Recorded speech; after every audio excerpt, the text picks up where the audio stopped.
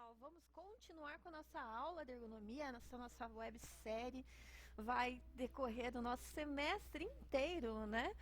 Claro que não serão todos os dias que terão vídeos, né? A intenção é que tenham vídeos 2 vezes por semana, ou talvez uma vez que englobe todo o conteúdo daquela semana, certo? Na última aula a gente conversou sobre o porquê da ergonomia, né? Por que estudar isso e aonde a gente poderia relacionar essa situação com o que nós já estudamos na última disciplina. Nós tivemos a disciplina de doenças ocupacionais no nosso curso técnico, e se você não teve essa disciplina, dá uma pesquisada, dá um Google. Pergunta para o pai Google que ele te responde. Nós vimos muito sobre a questão musculoesquelética, falamos sobre o que você pensa sobre a postura e etc. E sobre alguns conceitos que são comuns, né, às pessoas. Nós também conversamos sobre os conceitos principais que eu escolhi para definir ergonomia, né? E principalmente, né, gente, o que é ergonomia além do trabalho adaptado ao homem e não o contrário, né? Nós somos adaptáveis como seres humanos, nós podemos realizar inúmeras tarefas, nós temos uma questão de adaptabilidade a situações, a lugares, a climas, a tudo, na verdade. O ser humano é casca grossa, né? Vamos falar bem a verdade.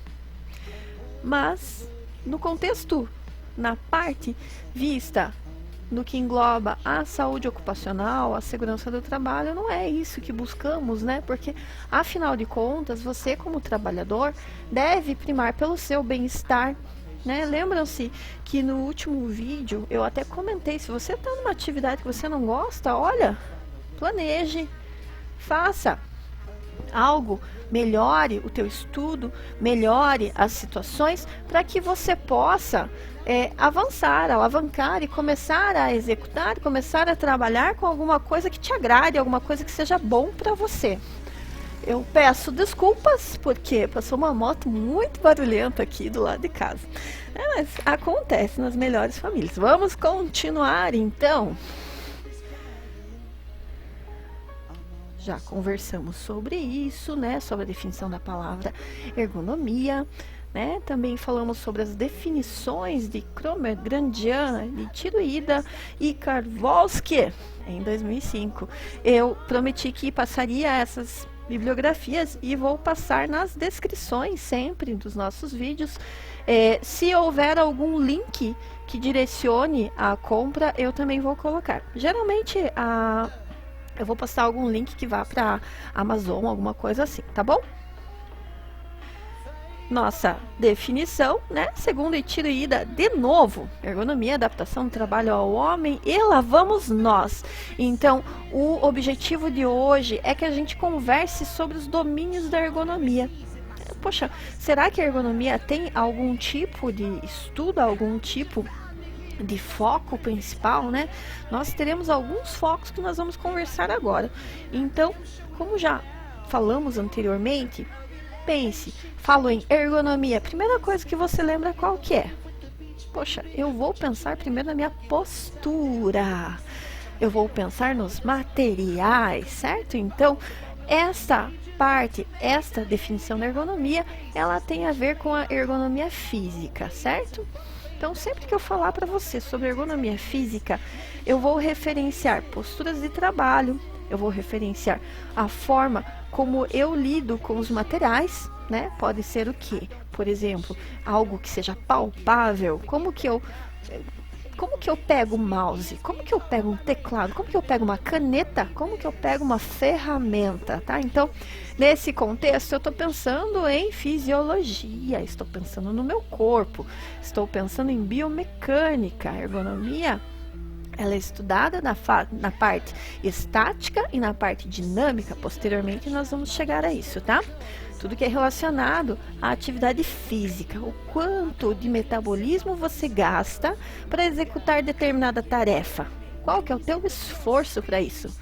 Né? Qual que será? Então, o que mais que eu posso englobar aqui dentro da ergonomia física, por exemplo? Vamos pensar em movimentação repetitiva, né? Que mais? Algum tipo de distúrbio musculoesquelético que possa ser ocasionado por conta do meu trabalho, por conta daquelas posturas, por conta das repetições. Lembram-se, lá em doenças ocupacionais, quando eu falei para vocês das doenças ligadas ao esforço, né, dos tendões, por exemplo, né, a gente tinha um esforço radial. Lembram-se lá da mãozinha? Mãozinha e o polegar apontando para você era o quê? Ah, é um esforço radial. O contrário disso era o quê? Um esforço ulnar. É bom a gente retomar um pouquinho lá de doenças ocupacionais também. Mas vamos voltar aqui para ergonomia. Tudo é interligado, né, gente? Eu sempre falo isso e sempre vou repetir. Falando em ergonomia, eu falo de outras áreas da segurança do trabalho também, tá? Então, neste nosso curso, uma disciplina puxa a outra. Não tem como desvincular, beleza? Vamos continuar. Como será que são, por exemplo, projetados os postos de trabalho onde você está? Né? Se você está numa atividade administrativa, talvez, como será que está a projeção desse posto? Como que ele está projetado? Como que é o layout deste lugar? Falando em layout, agora vamos puxar outra disciplina um pouquinho. Falando em layout, eu estou falando de PIS. Né? O que era PIS? Processos Industriais em Segurança. E eu lembro, quando eu dei PIS, né, no semestre passado, eu dei uma aula somente de arranjo físico. Então eu tinha que tipos de arranjo? Tinha um arranjo físico que era linear, outro arranjo físico que era orgânico e etc. Eu quero que vocês relembrem os materiais lá. E se não relembrarem, dá um Google, tá? Que vai dar tudo certo. Legal? Continuando, pessoal. Que outro tipo de enfoque a ergonomia vai ter nesse caso? Vamos pensar agora na ergonomia cognitiva. Lembram-se agora que quando eu converso sobre ergonomia, eu não falo só de postura, eu não falo só do palpável.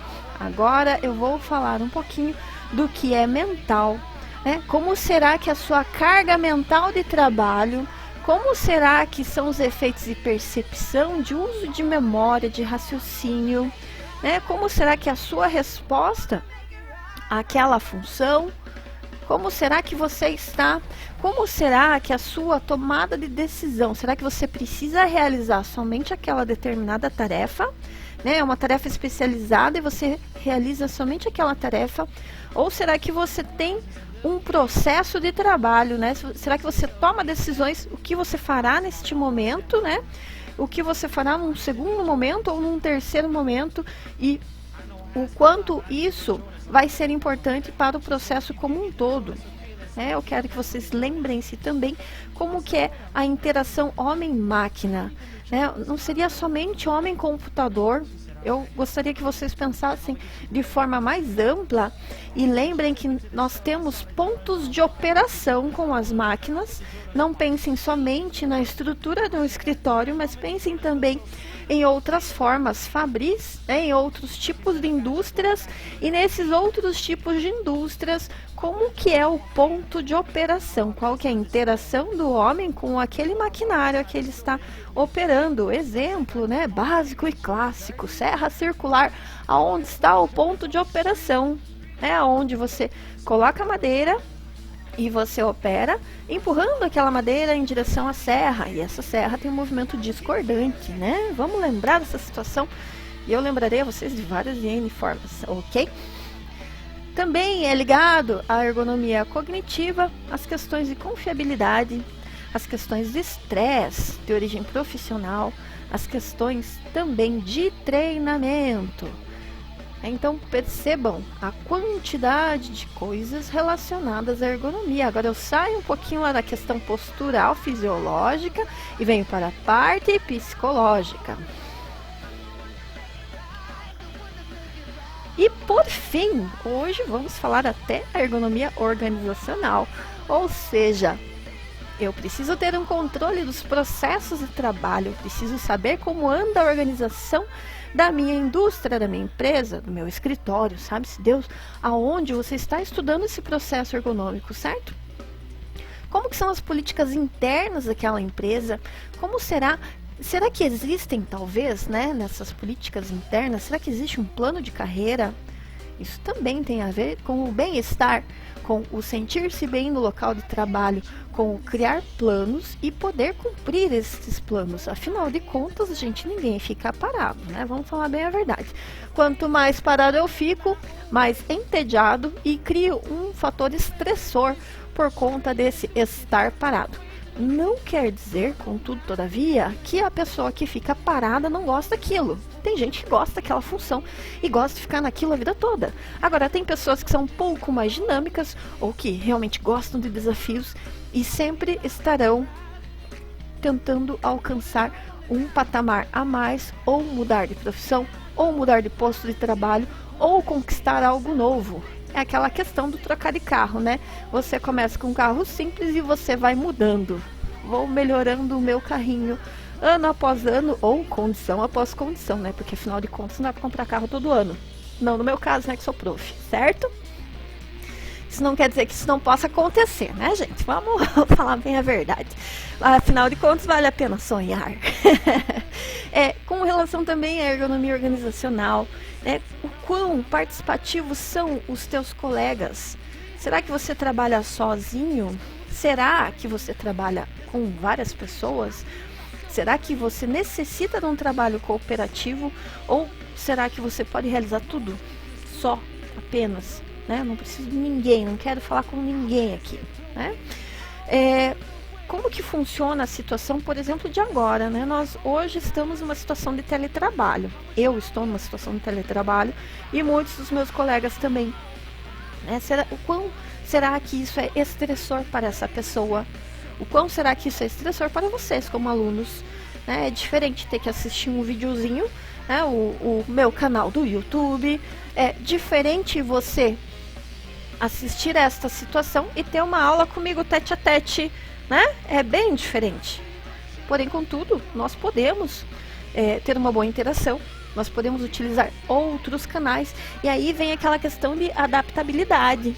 Nós somos extremamente adaptáveis e hoje nós estamos nos adaptando a uma nova situação, a um novo normal.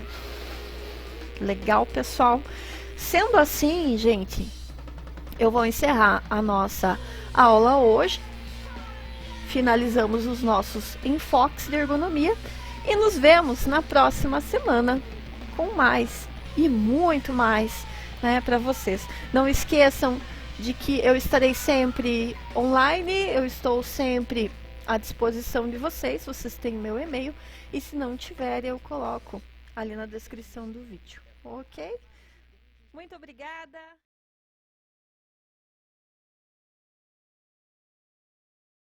E até logo!